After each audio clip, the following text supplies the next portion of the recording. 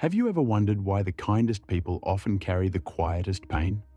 The ones who always ask how you're doing, but no one ever stops to ask about them. The ones who rush to help, who listen without interrupting, who give more than they have, yet live with an emptiness no one sees. We talk about kindness like it's always pure, always noble, always light. But everything light has a shadow. And kindness, especially the kind that never asks for anything back, can become one of the heaviest burdens a person carries. It doesn't start as a burden. It starts as survival. A child learns that being gentle, agreeable, pleasing keeps the household peaceful. They learn that kindness is a currency, one that buys acceptance, reduces conflict, earns love, and slowly, kindness becomes a habit, then an identity, and eventually a cage. Because when your worth is tied to being the kind one, you stop being allowed to be anything else. Here's the part no one talks about. Kindness has a cost, and someone always pays it. Sometimes the cost is exhaustion. Sometimes it's resentment. Sometimes it's the slow erosion of a self you never learned to protect.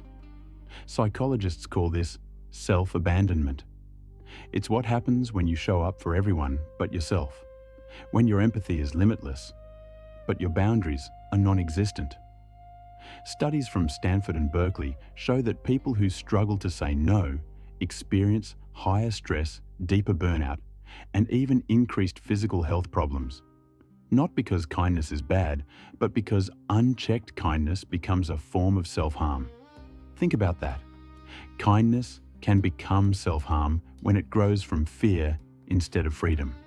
Fear of rejection, fear of conflict, fear of being unwanted, fear that your value depends on how much you can give up. And here's where the darkness grows. When you say yes while your heart says no, you're not being kind. You're betraying yourself, and every act of self-betrayal leaves a crack, a place where resentment collects like water in the dark. You smile, you help, you show up. But deep inside, something in you begins to whisper, does anyone ever show up for me? The dark side of kindness isn't anger, it's invisibility. The kinder you are, the more people assume you need nothing. The more you give, the less people think to offer. Not because they're cruel, but because your kindness has taught them that your needs are negotiable. You train the world how to treat you, and chronic kindness trains the world to overlook you. But the darkness doesn't stop there. There's something even more dangerous. Kindness can be used to avoid the truth, because if you're always taking care of others, you never have to face your own unmet needs. Your kindness becomes a distraction, a mask, a shield protecting you from the parts of yourself you're too afraid to confront. But here's the thing about masks. The longer you wear them, the harder they are to take off. So, what do? How do you hold on to kindness without letting it destroy you? It starts with the truth.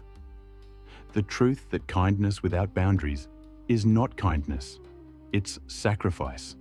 It's self-erasure dressed up as virtue. Real kindness doesn't require you to bleed. It doesn't demand that you shrink. It doesn't ask you to disappear. Real kindness includes you. It's the kind of kindness that says, I can help you, but not at the cost of myself. I care about you, but I also care about me. My love is real, but it has limits, and those limits are what make it honest. Because honesty without kindness is cruelty, but kindness without honesty is a slow, quiet kind of death. So here's the reminder you've always deserved to hear. You don't owe everyone your energy. You don't have to be endlessly available. You're allowed to rest. You're allowed to refuse. You're allowed to take up space. And the next time someone tells you, you're such a kind person, pause. Ask yourself, is this kindness coming from abundance or from fear? From love or from loneliness? From my heart or from my wounds? Because the dark side of kindness only disappears when you finally learn this. Your kindness matters, but you matter too. And the world doesn't need you to be endlessly giving. It needs you to be whole.